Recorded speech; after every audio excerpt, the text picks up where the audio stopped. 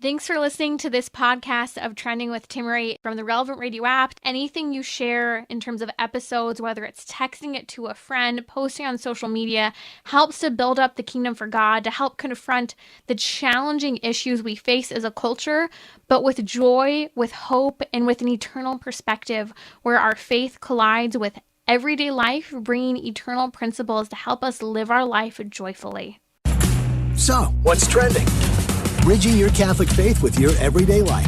You're listening to Trending with Timmery on Relevant Radio.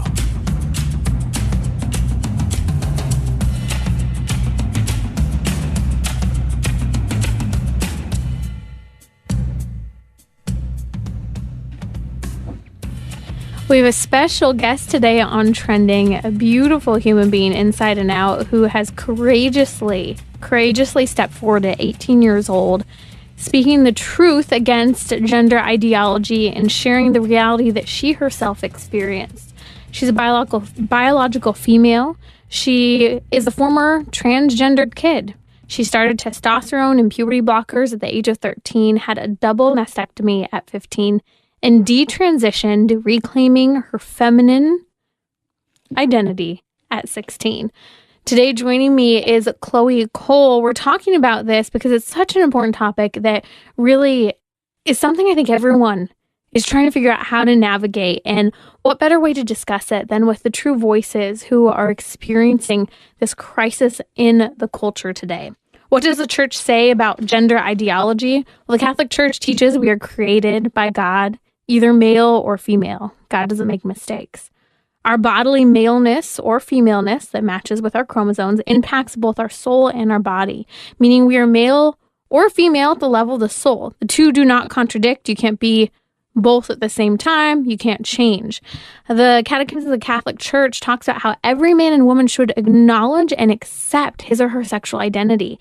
And it's the harmony that will lead to ultimately that society depends on, in part, on the way in which the complementarity between men and women and their needs and the mutual support between the sexes are lived out. And so how we live as men and women really leads to the harmony of society. And we're called to acknowledge and accept our sexual identity. And so with that perspective, the Catholic Church's teaching on gender, I think it's important we context this as you hear the story of Chloe Cole. Chloe, I'm so happy you're here with us today on Trending. Thank you for speaking up. Welcome. Thank you for having me. Let's dig right into your story. I've really been looking forward for a long time to speaking to you. Where did it all begin? I know right around 11 years old is a benchmark, but is that where your story began with this transgender craze that is sweeping the nation? Yeah, I was only about 12 years old when I started experiencing gender dysphoria, and I no longer wanted to be a female anymore. And that for a very long time by that point. And I don't think the onset of it was really natural either. I had only learned about the idea that I could actually become the opposite sex from social media, which I'd only been using for a few months by that point. And my first exposure to it wasn't directly through the transgender community. It was actually around the communities around shows that I watched, video games, and cartoons that I read. And a lot of users in those communities, I noticed, for some reason, there were a lot of them who identified as gay or bisexual, transgender, or non-binary. And sometimes these users would post about their personal lives and how they felt about things like their family or themselves or their bodies. And I really felt like in a lot of ways, I really related to these people. And I was specifically around the subjects of gender and sexuality. And naturally, I think it didn't help that I was at an age where naturally I started to question myself and my role in the world. So I started to wonder, well, maybe not straight. And that became, well, maybe I'm just not a woman because I've never really felt like I was 100% like the other girls around me. I mean, I had been quite a tomboy from a young age, and I really looked up to my older brothers, my older cousins, my older male cousins, and my dad. And I really didn't want to grow up into a woman. I didn't want to experience things like female puberty or periods or childbirth or anything like that, because I thought that all that being a woman had to offer was pain. Hmm. Chloe, it's interesting as you mentioned that because I think a lot of women are in your same exact boat where they look at who women are in society, the objectification, in terms of women are called to be perpetually hot and available. We find this transition so difficult from the childhood of being delighted into the transition of maturing and your body starting to change, or you even just starting to perceive the difference in your body that will come in the coming months and years. And that's difficult to find that moment of objectification, that difference of finding that balance of saying, hey, I'm a tomboy, but at the same time a girl. I get it. I was a tomboy growing up. I love dirt. I love being barefoot in the dirt to this day. There's a lot that could be said there. But there's a real challenge, I think, when you combine social media and the commentary of social media, the objectification of the culture, and then legitimate fear about the reality of the responsibility of motherhood, looking at the neglect that's occurred in terms of parents and children in broken homes, the fear of childbirth, the fear of responsibilities, and the draining side of parenthood. I think that all of those are very legitimate. And I think more women than we realize go through those same exact experiences of crisis. I think at that same age that really does make sense, Chloe, that age range where you're coming into your body's changing, your mind is looking at the world in a different way, you're looking at men a different way, you're looking at yourself a different way, you're looking even at the relationship and dynamic between your parents in a profoundly different way. It's a real challenging time. And so when you're talking, Chloe, about this time of being fearful with regard to childbirth and all these things, I think that's very legitimate that a lot of women go through. But how did you process that in the face of, as you said, social media influence that was very pro LGBTQ and pushing this transgender identity? Right. I mean, I didn't know that this is actually a normal experience for girls. I I've connected after I detransitioned. I've been outspoken about my experience. I've had a lot of women reaching out to me, telling me that they felt the exact same way growing up, but many of them are much older than I, and they feel like if they grew up in the same age that I did, they absolutely would have gone down this path. But a lot of these negative feelings that I had around being female were perpetuated by other women. I mean, growing up, speaking to other girls and older women, I always heard about the negative things that being a woman brings, and not about the blessings that come with being a woman. And I had a lot of girlfriends growing up who were victims of like sexual assault or abuse.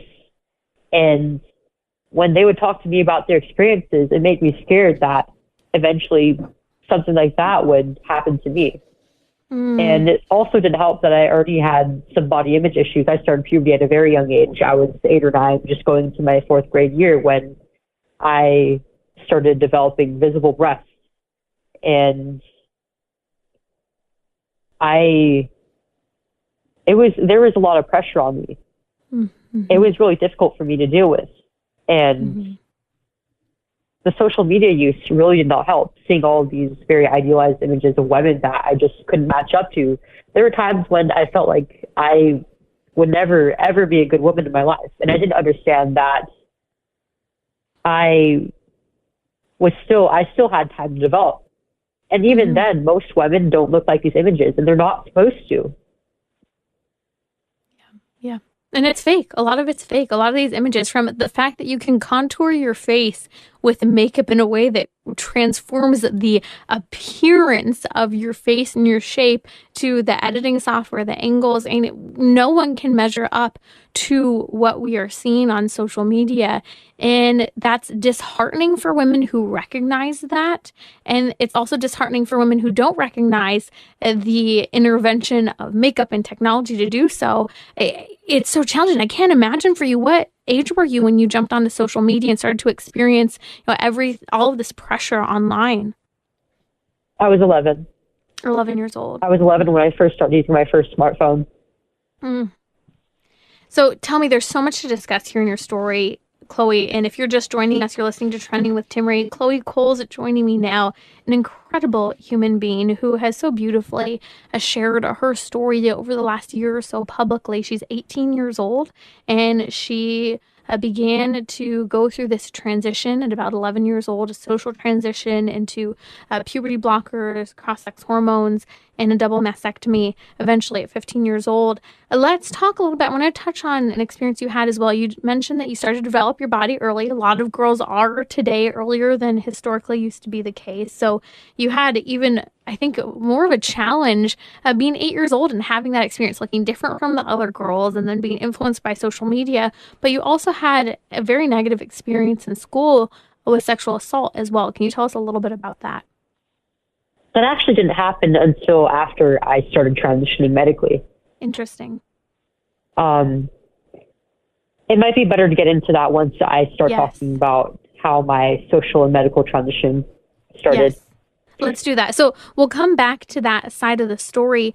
Chloe, let's talk about what happened. So you're being influenced by social media. You mentioned shows, video games, and cartoons were part of what were presenting themselves via social media that you were into with this LGBTQ agenda. Just curious, were there any in particular cartoons or games that you would warn people about that have this strong LGBTQ influence? I wouldn't necessarily say that it's any particular show or cartoon or video game series, because I would say it's more the online fan bases around these in general. Interesting. Yeah. It's interesting, we used to have back in the day, you think about groupies who used to follow people such as the Beatles. And now today you have this whole online platform of groupies following certain types of groups. And you get into role play, you get into this Comic-Con type of mindset. Would you say that was part of the influence as well? Well, that was part of it. But also a lot of these communities a lot of them were based around things like humor, like things like your personal life, and just around like being very relatable. Mm. Let's talk about what happened when you started to come out. So social transition is always the first step. For you, you were 11 years old. How did you handle this? Did you approach your parents first? Were you identifying differently in school and your parents didn't know what happened?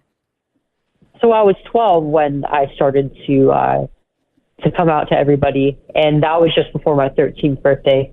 I mean, before I came out to my parents, I told a few people at school about it, and they actually responded pretty negatively. They were very strongly against it, which I feel further pushed me into it, because I really wanted to prove these people wrong, that I actually was happy the way that I was presenting myself, and that one day I actually would become a boy. And then I came out to one of my older sisters, and she supported me, and so did my parents. But they didn't really want to push me one way or the other. They wanted to accommodate me, but they weren't really sure what exactly to do about it. And so they decided that they should send me to a therapist, so that they can get a professional involved, and so they can learn about this condition that I had. I think their expectation was that they were going to figure out that there was some underlying issue that was causing these feelings, but that never happened. And there's a legitimacy on your parents' side. They didn't know what to do. I don't know. Let's get help. So they turned to a therapist. Any particular group of place that they turned to a therapy for, and how did that go? So we went within our healthcare provider, which is Kaiser Permanente. Right. And you filed a lawsuit against them, which we'll touch on later. I would love to discuss that. Yes, I did. So what happens when you get to Kaiser and you start seeing the therapist? Yeah, so at first I was just going to a general pediatric therapist, and this first one was I only had him for about a month, and he was pretty lousy. Like I had some things going on at home and at school that he just wasn't addressing. He just wasn't helping me with. And I got really frustrated with him, but even he immediately took the approach of just being affirmative in my identity. And your identity is male or female? identified as a boy. I wouldn't even want to use the phrase trans boy. I just wanted to be known as Right. a male. I wanted to be like any other male my age. Mm-hmm. So he was immediately affirmative, knowing that you were a biological female, but immediately started affirming this biological male identity. At that same time, I know you shared in your story that you were experiencing a significant amount of loneliness and even isolation. Was that addressed at all? And can you share a little bit about where you were at on that side of things? No, not really. I mean, I wouldn't say it was a new school because I had been there for maybe about like 2 years by that point. But I really struggled with making friends there, and I was being bullied both by teachers and students. But I wouldn't really say that I was really mature enough to recognize that it was also the teachers who were bullying me or just how badly it was affecting me, because I just thought that I could handle it, that I was just my own self, and that nobody understood me, and that was okay. But it actually hurt a lot more than I realized. And I felt like I was really isolated from the other kids my age. Mm. And that wasn't addressed by parents. That wasn't addressed at the time by a therapist or even school, was it? I mean, my parents wanted the best for me, but they didn't know how to help me. Mm-hmm. But my therapist and my school just didn't really care for us. And this has been a problem throughout my life, even outside of this issue. My parents have been trying to get help for me, both from the school and with my healthcare provider, for multiple reasons. I was diagnosed with a learning disability at a young age, and their expectation was that the school would accommodate me, but they wouldn't even correctly follow the IEP that was in place for me. Mm-hmm. And so I had a lot of issues that were compounded and just not being addressed. Mm-hmm. Either by the therapist or by my psychiatrist or by any of the institutions that my parents trusted would help with their child. Because they were over their heads, right? Right. Right. Okay, so you see the therapist. The therapist, at this time, you are identifying as a boy. No conversation about calling yourself a trans boy or anything like that. You are identifying as a boy. You're seeing the therapist. He's saying, yes, you're a boy. You end up going through the next level of transition, which is hormonal transition, so-called a therapeutic transition. Can you talk to us about what the steps were and the impact on your body during that time?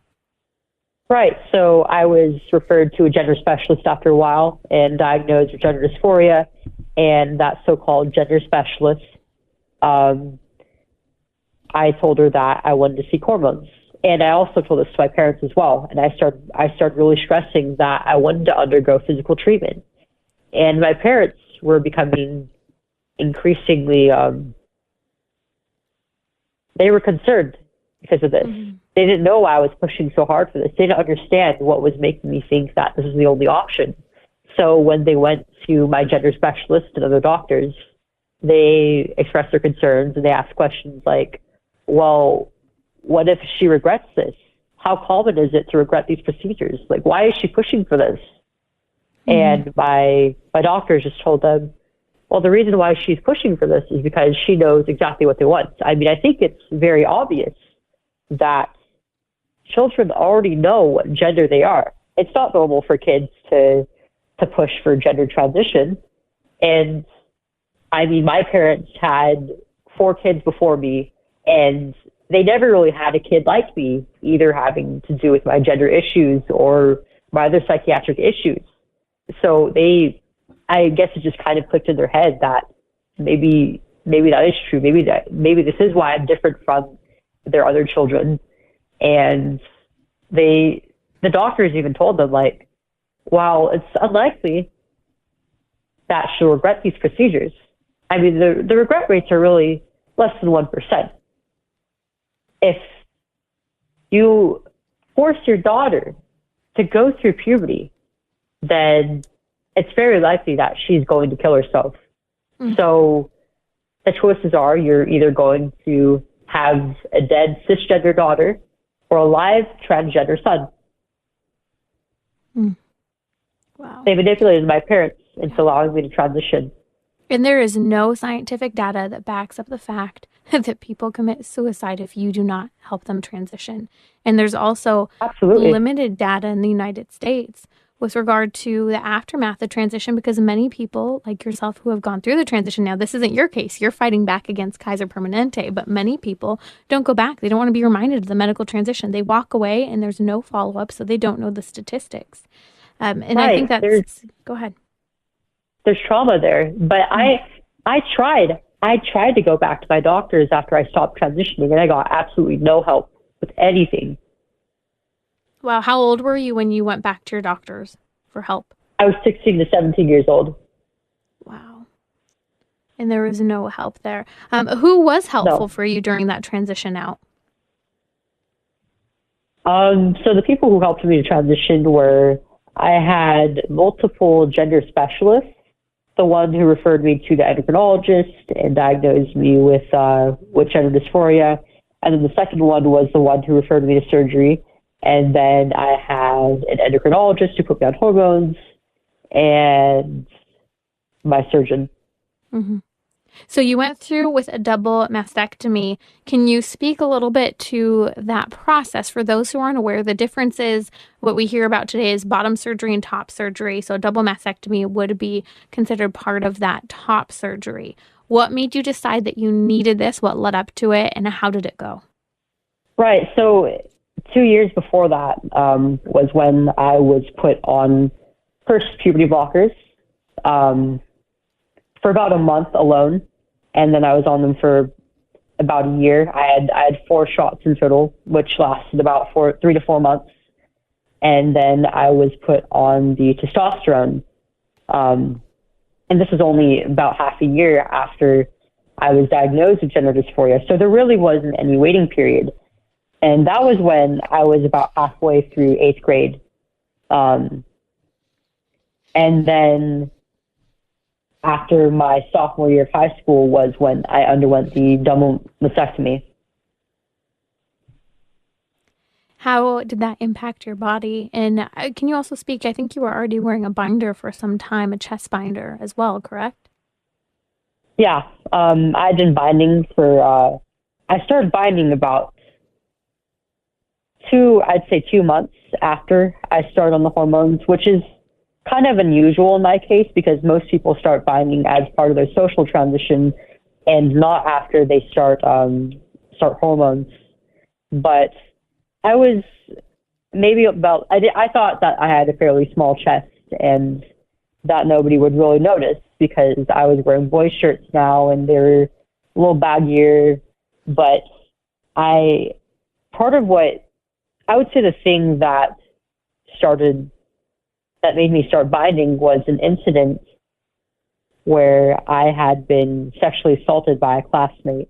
I was groped by him, and it made me, as a woman, feel really threatened. I thought that, I was already trying to pass myself off as a boy, and this person attacked one of the few parts of me that was left that was visibly female. And I thought, I don't want this to ever happen to me again. I'm going to hide whatever is left of that. And I'm not going to let anybody touch me like that ever again. And so binding, I didn't realize at the time, but it was a way for me to defend myself. And I also didn't realize how traumatizing that incident was for me. But because I brushed off in my head as well. It's just boys being boys, and I'm trying to be a boy, so I just have to man up, and I can't do anything about it. I can't make a fuss. I can't tell anybody, and even if I wanted to, the kid would probably get off with it, and if I told the school about it, he would probably get off totally scot-free because there was no evidence of it happening. He didn't bruise me or anything. And even if he got a penalty for it, it would likely be a several-day suspension. And he could come back to the school and do something worse to me. And I just didn't want to. You're afraid. I didn't want to fight that out. Yeah, you were afraid. I'm so sorry that you had that experience and that you felt you didn't think that adults at the school would be able to protect you from him and do justice to the situation. And that you had to fight for yourself, thinking you had to go through a double mastectomy in order to protect yourself. I mean, this is the wound of a sexual assault, and I'm so sorry that you experienced that. I want to continue this conversation, Chloe. I know this is a tough area to pause for a moment here, but I want to come back to and discuss what happened after you went through the top surgery, going through the double mastectomy, the physical fallout. We'll talk about your lawsuit against Kaiser Permanente Hospital that ushered you into this transgender identity, from therapists all the way to the endocrinologists and surgeons. So much to be said about your story, but also the good side of your transition. You no longer identify as a boy, and you've reclaimed your biological reality and your feminine identity. Praise God. We'll be right back. You're listening to Trending with Timmery, where you can discuss what matters most to you. Join the conversation, 888-914-9149. Welcome back. Joining me today on Trending is Chloe Cole, a courageous voice. She is speaking up against the transgender ideology that is sweeping this nation, especially impacting young girls and women. She's 18 years old, a biological female. She's a former, as the culture calls it, trans kid. She started testosterone and puberty blockers at 13, went through a double mastectomy at 15, also known as top surgery, quote unquote therapeutic surgery in the transgender world. And she is sharing the truth of what has happened to her. An incredible, incredible story as she has embraced at 16 and coming back to her biological female reality and is rediscovering her femininity. Chloe, you were talking about the transition you went through, that you chose to go through with a double mastectomy, also known as top surgery, when you were about 15 years old. And it was really a result of the last feminine mark on your body was your chest, and that you were assaulted as you were going through this transition. And you thought if you could get rid of that, that would kind of help with that transition you had been going through. How did that double mastectomy go? What was the aftermath of the surgery for you? Right. Other than the unresolved trauma of the assault, right. The other reasons that I wanted to go through with the surgery were because I had been transitioning for a while, and I had been using a compression device called a binder to hide the appearance of my breasts. And it was very uncomfortable to wear every day for upwards of 8 hours. Every time I went to school, every time I went out, and I wanted to be done with it. And I wanted to look like just about any other boy my age, because in every other way, I did. I looked like the other boys my age, other than the fact that I was a few inches shorter, but I actually had a deeper voice than most of them. And I felt like every day after school, when I would take off this thing, I felt like a fraud, because at the end of the day, I still had breasts. And I just wanted to be able to change in the locker room, or swim shirtless, or work out without a shirt, and not have to worry about my breasts. And so after my sophomore year ended was when I went under the knife and my breasts were removed. And it was a rough recovery. But at first I was happy. I was satisfied, and I was looking forward to finally being able to swim or work out or just hang out without a shirt as I wanted to for a very long time, which never happened because, unfortunately, I'm still going through the healing process to this day, and it's been about 3 years. But at first, it was a major surgery in my upper body, so I didn't really have much in the way of my range of motion, and I couldn't even lift up my arms until about 2 or 3 months afterward. So I had to have my mom stay home and take care of me for a while. And then after a while, I was missing out on social opportunities. And then I started having to to deal with the scars and the skin grafts and take care of them. And it was very stressful just to look at this cut up area of my body and what was left of my breast. Mm-hmm. And then after a while, I never really had any negative feelings about transitioning up until this point, until after I had surgery. And I was starting to realize, like, being a male wasn't all that I hoped it was. It was a lot lonelier than being female. And my dating pool was being seriously affected by this. And I was even starting to miss things like having long hair and wearing makeup. And even if I wanted to go back, I felt trapped because now I no longer looked like a woman. I no longer had my breasts or a feminine body, and my face and voice were very masculine. And even as I started to wear makeup from the drugstore and from my old clothing, it was all in the comfort of my bedroom, and I would let nobody see this because I was so ashamed of myself. But I kept going into a downward spiral until eventually my senior year, I took a class in psychology, and I learned about things like childhood development in psychology and how being a parent, how parenting affects a child's mind and development. And just learning about the intricacies that go into parenting a child made me realize, like, one day I want to be a mother, and I want these treatments that might affect my ability to have children down the line when I'm an adult. And I no longer have breasts, so I'm never going to be able to breastfeed my kids. I'll never be able to understand how it feels to bond with my children that way, to feed them using what God gave me. And this was so devastating. And this realization was ultimately what took me out of transitioning. And I was 16 years old. It was only 11 months after I'd had the surgery. Wow. So 11 months after the double mastectomy, you're taking a psychology class. You're learning about childhood development and the bonds, especially of mothers with their children biologically, what happens and how nursing is so good for the child. And you want children. Had you received any warning during any of this process about the fact that you wouldn't be able to nurse a baby or might not be able to have children because of the hormone intervention? I did, but that was when I was 13 and then 15 years old.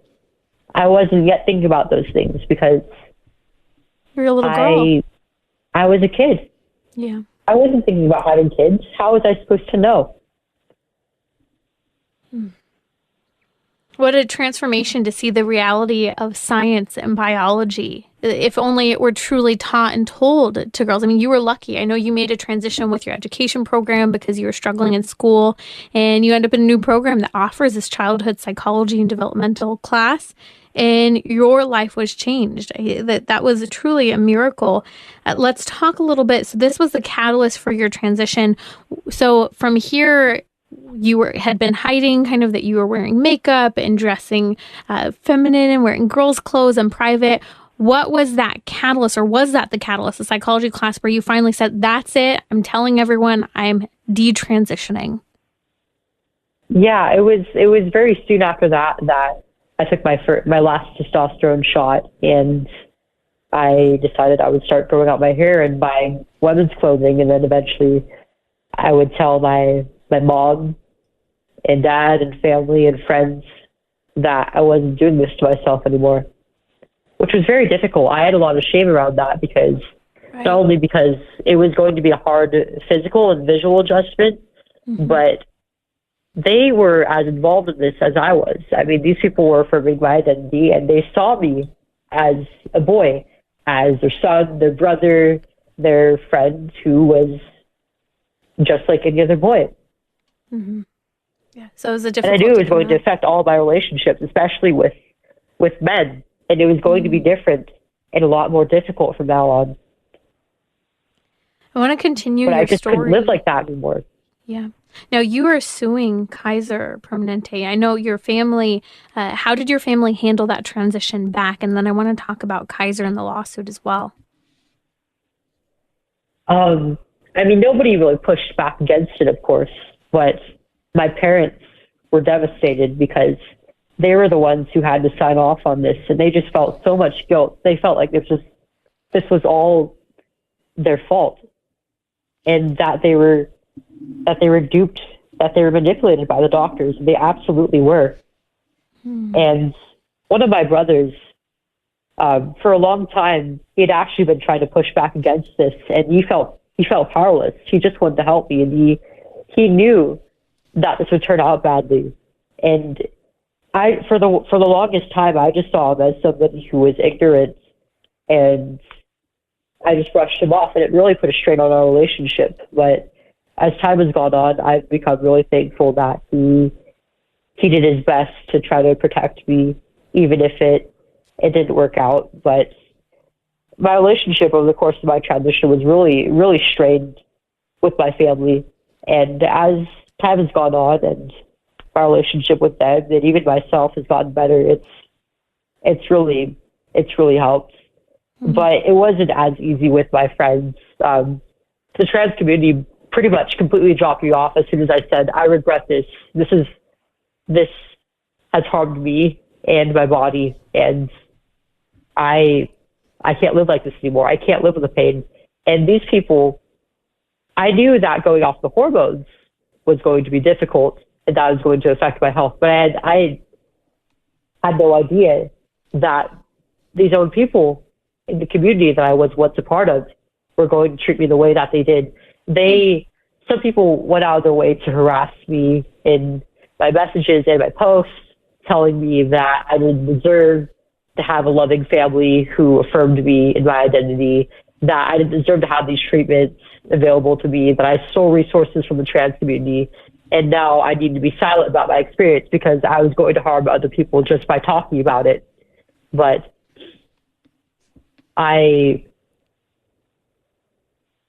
there was even one person who told me, well, I knew exactly what I was doing. I knew at the age that you started transitioning that I wanted to as well. And this is all your fault. You were 13 years old, not 3. You weren't a toddler. You knew exactly what you're doing to yourself. And you need to own up to your own actions and shut up about it. Wow. And for a while I did. But I knew like there had to be other kids like me out there. And I couldn't stay silent about it. And you've spoken up very boldly, and you're in the midst of a lawsuit against Kaiser Permanente as well. I want to talk about why you are suing Kaiser Permanente. If you've not been with us, you should know why, but we're going to walk through that. And I want to talk a little bit about reclaiming your feminine identity. We'll be right back here on Trending with Timmery with Chloe Cole, a beautiful young woman, 18 years old, who has boldly stood up against the transgender ideology. She had a double mastectomy. She took testosterone blocks and puberty blockers, and she has reclaimed her feminine identity and is telling the truth, the damage being done to young girls and boys, especially young girls. We'll be right back here on Trending.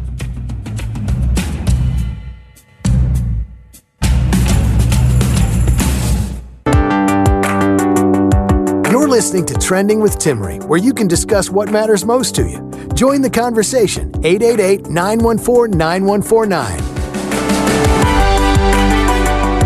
Chloe Cole is here with me. She's 18 years old, a young woman, former transgender kid. She started testosterone and puberty blockers at the age of 13, had a double mastectomy, and she's sharing her story. She has detransitioned, is reclaiming her feminine identity, and is speaking out against a transgender movement that absolutely lies and has no medical data and research behind what they are doing to young children. So many things I want to discuss with you, Chloe. I am so proud of your voice. It's not easy sharing a wound, many wounds that you've experienced, and I appreciate it. And I want to ask you, you've experienced a significant medical fallout that in part has led to you suing Kaiser Permanente. Can you tell us a little bit about the negative medical impact of the cross-sex hormones and the double mastectomy and why that's led you to sue Kaiser Permanente? Right. So from every single one of the treatments I was on during the course of my transition, I've experienced several side effects. From the blockers, from the puberty blockers, firstly, while I was on them, because I was already a few years into puberty, um, by blocking the production of the sex hormones in my body, they were basically putting me into a state of chemically induced menopause. And so I experienced menopausal symptoms Wow. like hot flashes and full body itching.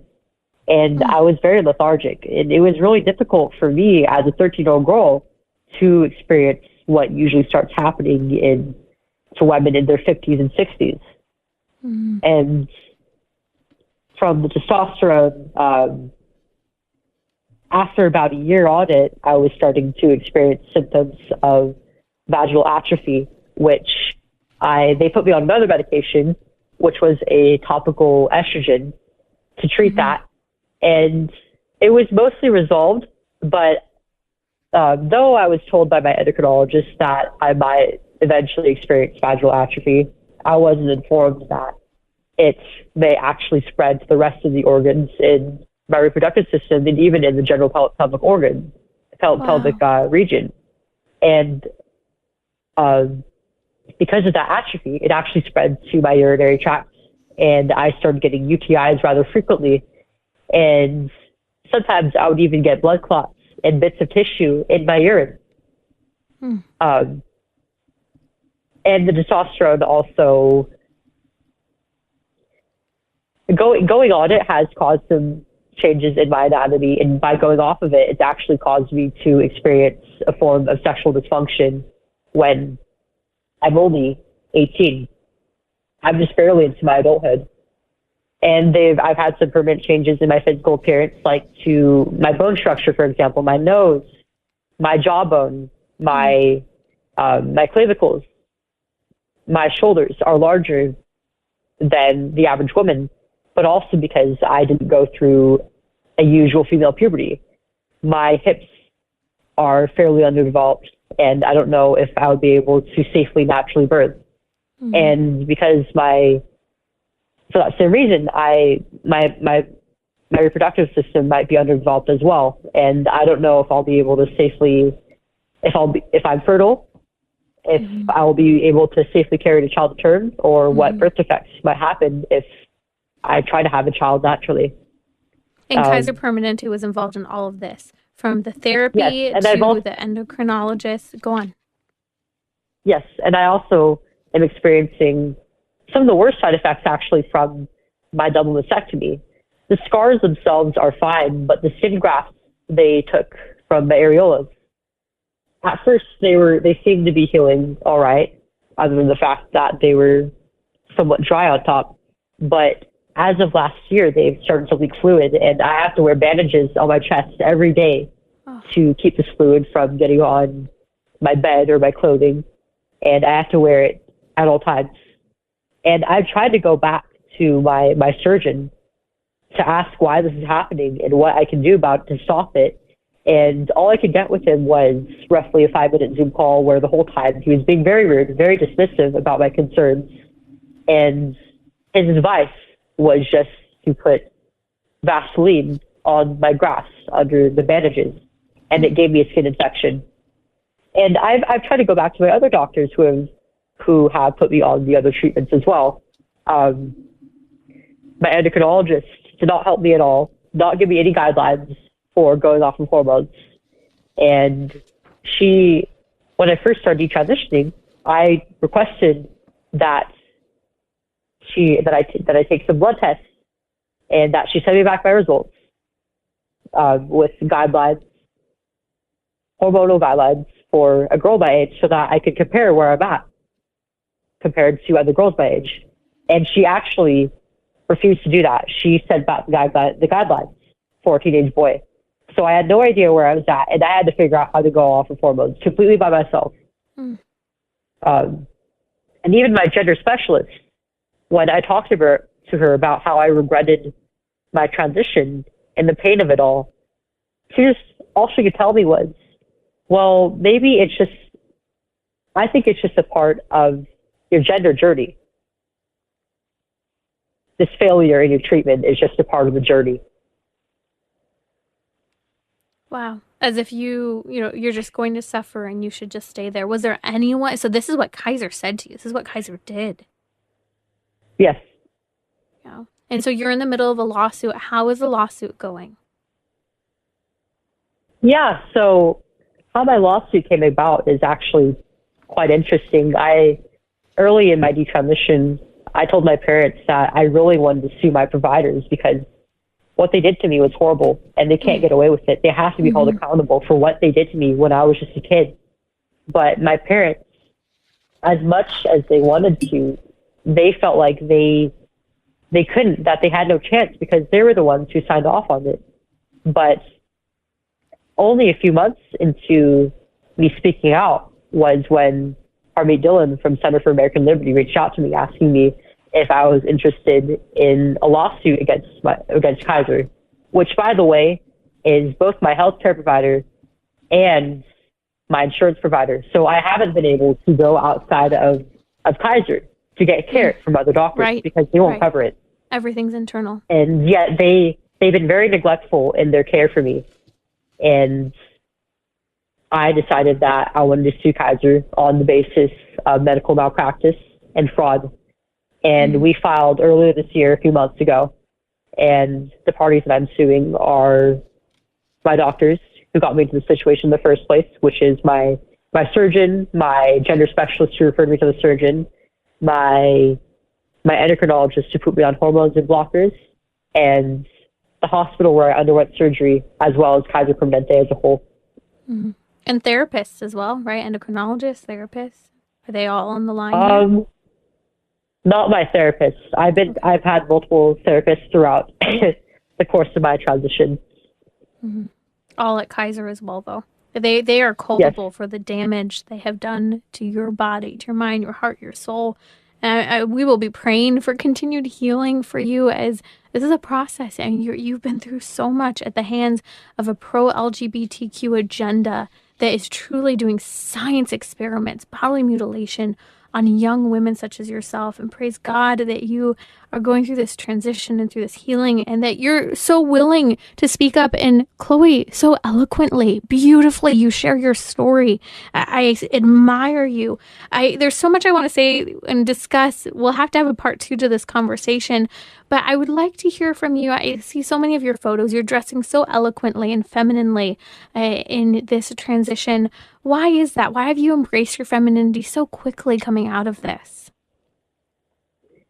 I mean, really, I think all along, despite being a tomboy and having a lot of more masculine behavioral tendencies, deep down, I'm pretty girly, and I've always liked cute things and playing with my hair and experimenting with the way that I dress and present myself. And I had a lot of shame around that for the longest. I thought that by indulging in that I would just be seen as stupid, and that it was just a trivial thing to do. And I wanted to be better than that. And I had an idea of myself in my head that was, but it just wasn't who I was. Mm-hmm. And isn't that sad? You were desiring virtuous beauty, that all of these cosmetic elements that are so good and wonderful, you want to do it virtuously. You didn't want it to be frivolous. You didn't want to be objectified. Of course, you wanted to be loved and admired. Our culture only says you can be beautiful as an object, not that you are beautiful body and soul, inside and out, and that virtuously that femininity can be oozed out to the world around you. It's incredible to see this coming about. Briefly, if you were to say one thing in the brief moments we have left, what would you say to a youth considering transitioning at this moment? Now is not the right time to make a decision on this, because there are a lot of things that children and even a lot of young adults don't know about the world. It takes a lot of experience and knowledge about the world to be able to make a decision around this. And this is something that is going to affect things like your dating pool, how you experience sexuality and attraction, and all of your relationships, and every single facet of your life, your physical health, your mental health, your sexual health. And that's nothing that most people under the age of 18, even most 18-year-olds and people under the age of 25 will be able to take on. So it takes a lot of waiting and a lot of going through personal experiences and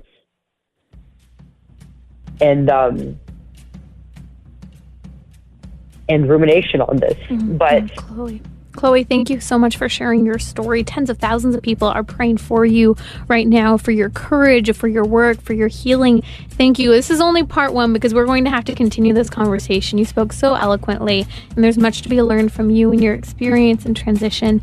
Thank you. You can follow her on social media. We've tagged her. Up next, the Family Rosary. This is Timmery from Trending with Timmery. Join me for our weekly marriage hour on Thursday. It's easy for women to become bitter and resentful or even bored in motherhood when we become overwhelmed or even turn in on ourselves. We're going to discuss how to find and choose joy in motherhood. Also, do you have a question related to dating, marriage, relationships, family life? We'll take it on Trending with a Catholic perspective. Join me daily, 6 p.m. Central on Relevant Radio or the Relevant Radio app.